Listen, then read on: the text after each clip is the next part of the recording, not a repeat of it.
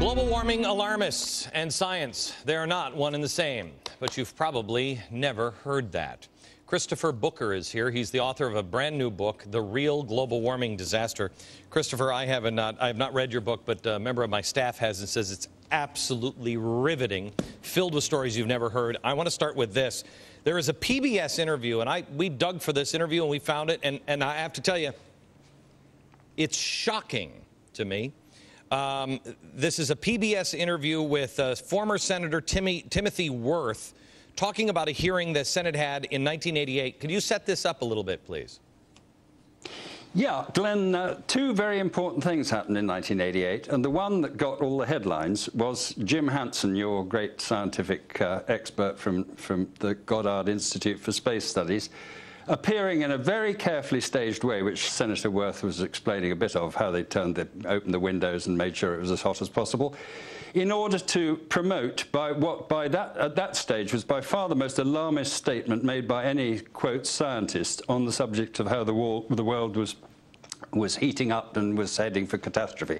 But behind that, and that was the one that got all the media headlines. That's what get the whole scare over global warming going in media terms and in political terms. Gore was in that room with Senator Worth, with his friend. All right. But there's something else was happening in that year, which was actually, in the end, going to be even more important. And that was a little group of very obscure but very committed scientists meeting in Geneva to set up a thing called the United Nations Intergovernmental Panel on Climate Change. Okay, before you get into that, before you get into this, right. I want to show this clip. This is from a PBS documentary. Listen and remember, what we're talking about is propaganda. We're not talking about the truth. We're talking about propaganda. Watch this. We called the Weather Bureau and found out what historically was the hottest day of the summer. Well, it was June 6th or June 9th or whatever it was. So we scheduled the hearing that day, and bingo, it was the hottest day on record in Washington or close to it. Did you also alter the temperature in the hearing room that day? What we did was went in the night before and opened all the windows, I will admit, right, so that the air conditioning wasn't working inside the room. And so when the hearing occurred, there was not only bliss, which is television cameras in double figures, but it was really hot. Dr. Hansen, if you'd start us off, we'd appreciate it. The wonderful Jim Hansen, who was wiping his brow at the table at the hearing at the witness table and giving this remarkable testimony. Number one, the Earth is warmer in 1988 than at any time in the history of instrumental measurements. That's amazing to me that our government and a senator can sit there and laugh about it and say, yeah, we made it hot so everybody was sweating.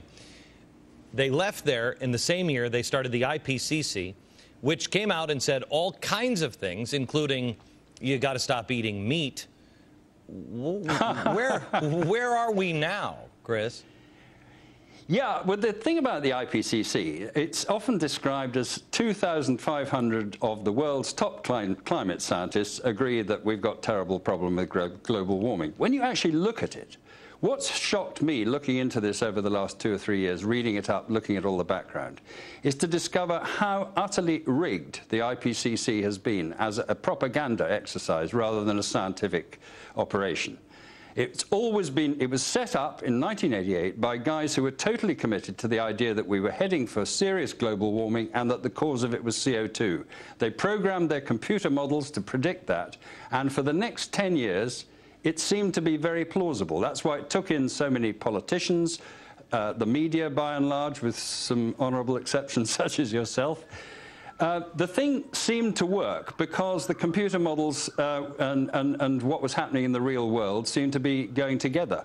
But of course, what's happened over the last 10 years is, well, several things have happened, one of which is that the temperatures in the world's climate has not continued to obey what the computer models said. That's why that's why they call it now climate change and not global warming. Now it's climate change because it's unpredictable. It can go up or down. Back with Christopher Booker in just a second.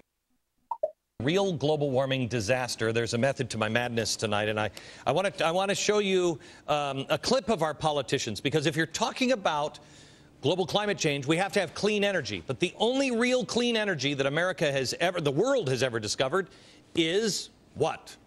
Nuclear energy. Nuclear energy is the only thing that could power us the way we need to be powered.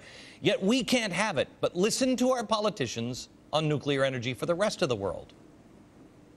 Any nation, including Iran, should have the right to access peaceful nuclear power if it complies with its responsibilities under the Nuclear Non-Proliferation Treaty.